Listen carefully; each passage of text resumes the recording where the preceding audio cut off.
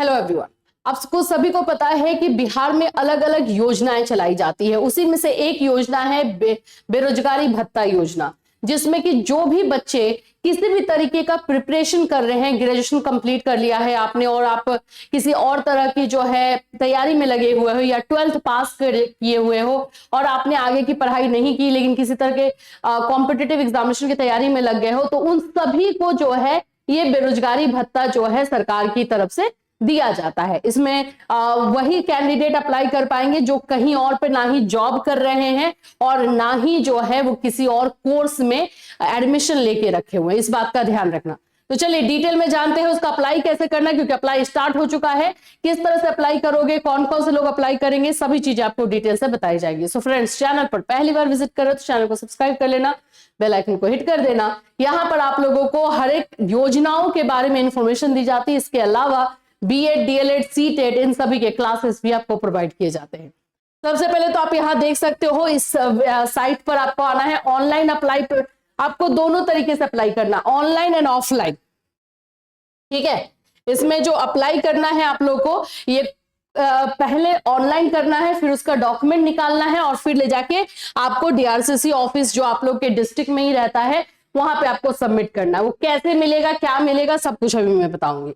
तो सबसे पहले तो ऑनलाइन अप्लाई करने पहले आप इस साइट पर आओगे कैसे, सबसे पहला क्वेश्चन तो आप लोग का यही रहेगा, मैम हम इस साइट पर कैसे आएंगे। मैंने लिखा है बिहार बेरोजगारी भत्ता योजना, बस यही लिखना है आपको। आप ये लिख दोगे, MNSSBY आ रहा है, इसको आप क्लिक कर दो। ये आप जैसे ही क्लिक करोगे आप आ गए अपने इस वेबसाइट पर।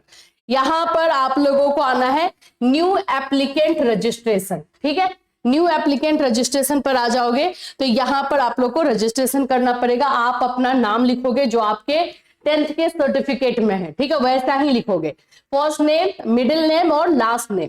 फिर उसके बाद से ईमेल आईडी डालोगे। ईमेल आईडी वही डालना जिस पर जो आप यूज कर रहे हो, क्योंकि उसमें ओटीपी आएगा, वेरिफिकेशन होगा। फिर उसके बाद से आधार नंबर डालना है, मोबाइल नंबर डालना है, सेंड ओटीपी आ जाएगा। ओटीपी आप लोगों को यहाँ पर फिर डालना होता है।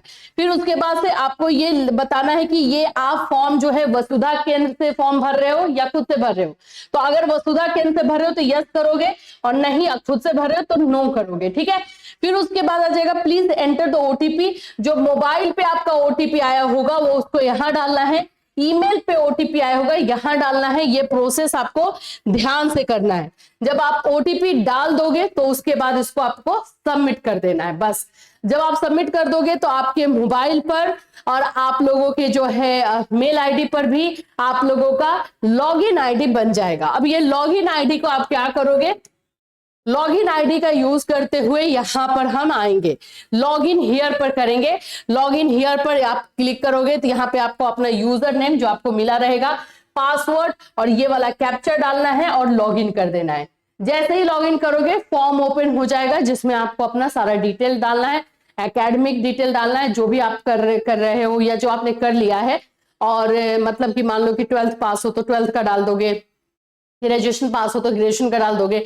बस कंडीशन यही याद रखना कि किसी भी जगह पे आप नौकरी नहीं कर रहे हो, चाहे प्राइवेट हो या गवर्नमेंट हो।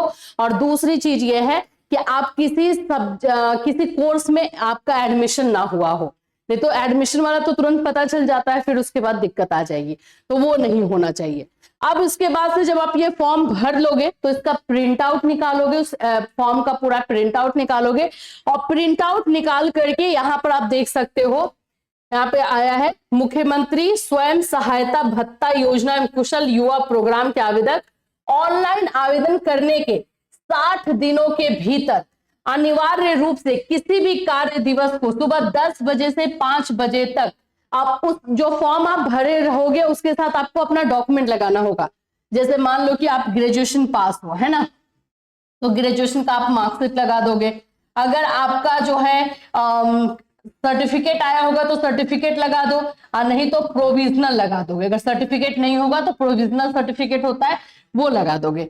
10th का लगा दो सर्टिफिकेट, 12th का लगाओ, आधार आपको लगाना होगा, रेसिडेंशियल सर्टिफिकेट लगाना होगा, बिहार का आवासीय जिसको हम बोलते हैं वो लगाना होगा, अपना आप जो है फोटो लगा दो। ये सारी चीजों को आप स्टेपल करके डीआरसीसी ऑफिस में चले जाओगे या 10 बजे से लेके 5 बजे तक जब खुला रहता है तो आप वहां पे जमा करोगे। अब क्वेश्चन आ जाता है कि मैम डीआरसीसी ऑफिस कहां से मिलेगा? तो जब आप फॉर्म भरोगे ना और आपके मेल आईडी पर और आपके मोबाइल पर ये बकायदा मैसेज आएगा कि आपने किस डिस्ट्रिक्ट के लिए, जो आप जिस डिस्ट्रिक्ट के लिए अप्लाई कर रहे हो उस डिस्ट्रिक्ट में डीआरसीसी ऑफिस का एड्रेस क्या है, आपको कहां पर आकर के जमा करना, वो पूरा मेल आएगा आपको। तो वो एड्रेस आपको वहां से मिल जाएगा। हर एक जिला में डीआरसीसी ऑफिस होता है, वहां पर जाकर के आपको ये फॉर्म सबमिट कर देना है। जब आपका ये फॉर्म सबमिट हो जाता है तो ये फिर वेरिफिकेशन में चला जाता है। उसमें एक चीज का आपको और ध्यान रखना होता है, बैंक अकाउंट। जो भी उसमें बैंक अकाउंट दिए हुए रहो वो बैंक अकाउंट आपका एनपीसीआई मैपिंग होना चाहिए। एनपीसीआई मैपिंग का मतलब क्या हो जाता है कि वो आपके आधार से लिंक होना चाहिए। अगर वो एनपीसीआई मैपिंग नहीं है तो फिर पैसा आने में प्रॉब्लम होगा। तो एनपीसीआई मैपिंग हम चेक कैसे करेंगे?